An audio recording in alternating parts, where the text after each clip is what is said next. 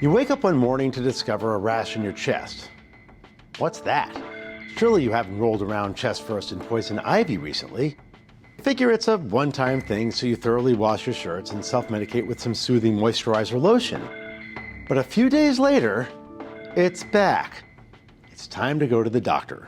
So most people will come because the rash is unsightly and it's very itchy. And they would come to us and we would ask questions about what they've done recently, what they've changed in their skincare regimen that may have produced this rash that they're coming and complaining about. Specifically, if it's unclear, which it usually is, because these patients have been using these products for quite some time, we can do something called a patch test, which the one we use in our office can test up to 70 chemicals that are found in daily products that we use on a routine basis in shampoos, soaps, lotions, detergents, products that are found in leather or in dyes and clothing. And it kind of mimics the irritation that they experienced when they used whatever product it was that caused their reaction.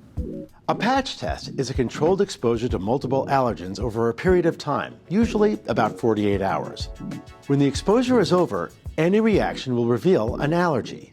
So a patch test is similar to a Band-Aid. We put it on the back, and again, in our office, we test to 70 chemicals, so those go on your back on a Monday. And contact dermatitis is usually a delayed reaction. It can happen anywhere up to 4 to 96 hours after exposure.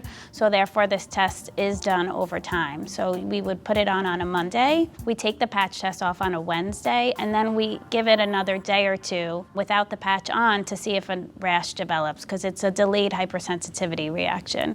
During this time, the patient has to leave the patch test alone.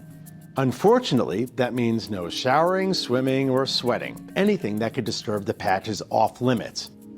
It might make life a little difficult as you wash your hair in the sink, but in a few days when the test is over, you'll have some answers.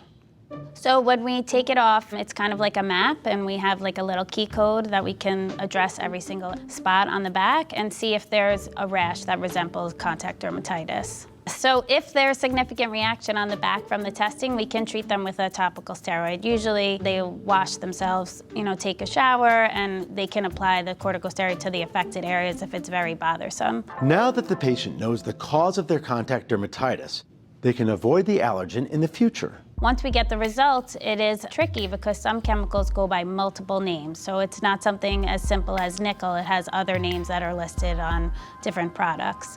And the patient's responsibility, more complicated, would be something like hair dye. They'd have to go through and see all the different names that the product goes by and make sure that whatever hair dye they're using doesn't contain that ingredient. Also with moisturizers, it's not simple that it just goes by one name. These things have multiple names with numbers and difficult to pronounce names, and you really have to do your research after you find out what's causing your rash because it's a little complicated. Patients are sometimes hesitant to do a patch test. I can't blame them.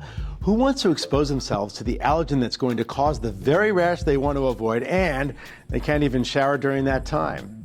Well, it might sound bothersome, but in the end, it'll be worth it because treatment is so simple. You see that guy from the beginning, chest rash guy?